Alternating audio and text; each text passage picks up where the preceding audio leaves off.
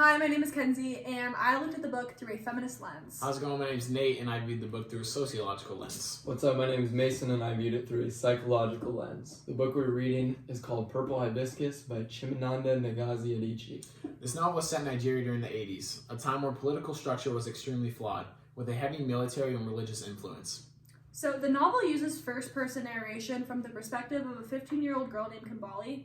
The first-person narration in the book allows for the reader to really witness Kimbali's personal growth and character development, despite all that she goes through throughout the novel. I totally agree with Kenzie. This made my lens very easy to read through. You can clearly see her develop throughout the novel. At the beginning, she is seen as young and naive, and she observes, but she does not take action. When the military takes over her home village, Kimbali and Jaja move out with their aunt. Kimbali develops a great relationship with her aunt. For example, she states, "I realized then setting higher and higher jumps for them in the way she talked to them, in the way she expected of them. She did it all the time, believing that they would scale the rod, and they did it. It was different for Jaja and me. We did not scale the rod because we believed we could. We scaled it because we were terrified that we couldn't.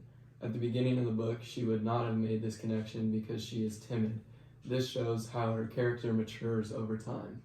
Mason, I agree with the stance you took there. However, I feel that people think Kimbali is the only person who develops in this story, when this is not true. Mama, who arguably suffers the most ridicule from Papa, goes on a journey to find herself with the support of the children's aunt, Inflema. For example, Inflema states, "Stop it. Stop being so grateful. If Eugene had done that, he would have been the loser, not you." Mama then says, "So you say, a woman with children and no husband? What is that?" To which Inflema responds with, "Me." Mama shook her head. "You have come again, Inflema. You know what I mean. How can a woman live like that?" Inflema says, "Sometimes life begins when marriage ends." Then Mama states, "You and your university talk. Is this what you tell your students?" During this conversation, Kimbali notices that Mama was smiling. That smile at the end is an important factor in Mama's self-growth. You can see her confidence growing with the aid of Inflema, someone who actually believes in her. I feel that Inflema being a widow allows her to give better advice on how to be an independent person, not who someone forces them to be. Yeah, I agree with both of you. I think Mama and Kimbali both grew immensely throughout the book, especially in my lens, though, took a large part of the novel in which Purple Hibiscus explores the issue of feminism in Nigeria. So the book challenges the tendency of men who tend to dehumanize women, and this is evident in the character of Mama, or Beatrice, who exposes the African concept of an ideal woman, one who stays silent in the face of humiliation, victimization, brutality, and just to be perceived as a good woman in society. In this novel, Chimamanda addresses the issue of feminism in the work and how characters subject to a series of humiliation, and that leads to a radical approach to gain their freedom. So, Adichie in her novel presents two different types of women: the good woman, which is Mama, and the real woman, which is Aunt Inflema.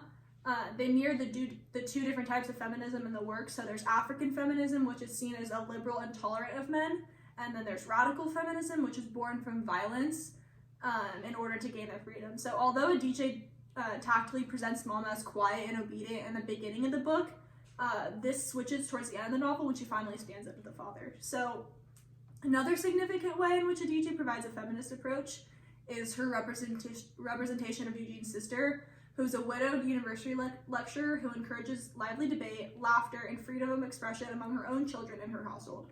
So like Mason was talking about before, when Kimbali's coming of age came to be was when she facilitated her vacation at Inflema's home, where her cousins, quote, seemed to simply speak and speak and speak with their own freedom.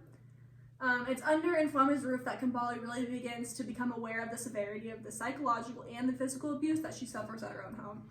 The lively and liberated female-led household of Inflema emerges an alternate version of the new nation where the powerful patriarch is absent and then a female is able to grow on their own and not take the slander and abuse and be considered less of a person than a man. Aunt Inflema was the first person who Kimbali really saw break away from that strict view of the Nigerian and the religious culture. The author of an article titled Ideology in Chimamanda Ngozi Adichie's Purple Hibiscus explains that Aunt Inflema's house provided Kimbali and Jaja with an alternate model of the climate of fear that was already pervading in their home. The patriarchal view in chapter 13, when the mother miscarries, Papa makes the children say a prayer for their mother's forgiveness. Even though he's the one to blame, he insinuates that it's the mother's fault. The mother is so brainwashed by the father that she believes that she cannot exist out of her marriage. She diminishes Aunt and Fluma's ideals that life begins after marriage as, quote, university talk, like Nate was talking about before.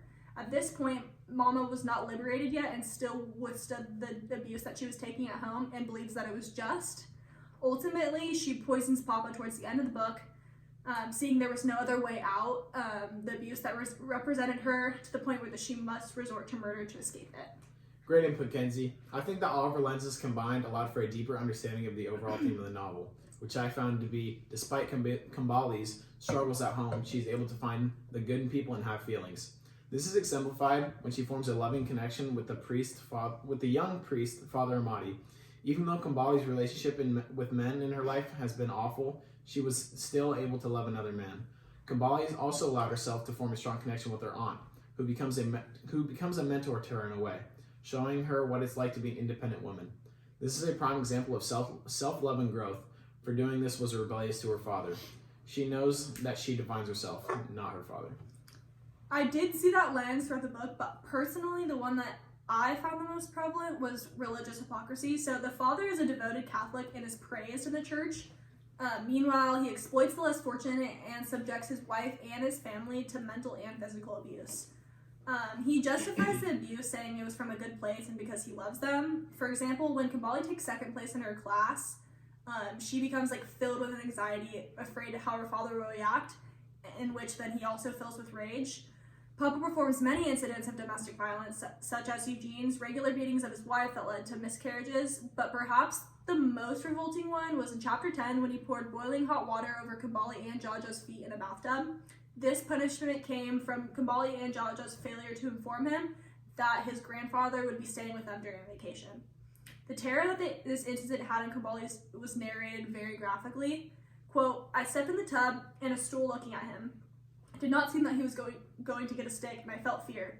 Stinging and raw filled my bladder and my ears. I did not know what he was going to do to me. It was easier when I saw a stick because I would rub my palms together and tighten the muscles of my calves in preparation. He had never asked me to stand beside his tub. Then I noticed the kettle on the floor, close to Papa's feet. He lowered the kettle into the tub, tilting it towards my feet. He poured the hot water on my feet slowly, as if we were conducting an experiment, and wanted to see what would happen. I saw the moist steam before I saw the water. I watched the water leave the kettle, flowing almost in slow motion in an arc to my feet. The pain of contact was so pure and scalding. I felt nothing for a second, and then I screamed. So despite all the torture that Papa performs on his family, to the public, he's still considered a devoted Catholic, and to himself, and he's praised by his peers, which is extreme form of religious hypocrisy, and I definitely consider that a major theme of the book. I would totally agree with that, but building off of that, I believe that the theme of the book is self-growth, just because of the numerous examples that there are within the book. For example, Jaja, at the beginning of the book, is a submissive character who would never stand up to Papa, and at the end of the book, he purposely refuses communion, which deeply angers Papa, and this just shows how Jaja has matured enough to stand up to Papa, and this is just one of many examples of the characters who develop throughout the book. Mason, I feel that the theme of self-growth was very prevalent throughout the story and actually formed the title of the novel. When Kambali visits her aunt's garden, she becomes infatuated with a purple hibiscus, which I think is a reflection of her character, showing how she developed and how she once broke free from her father's rule.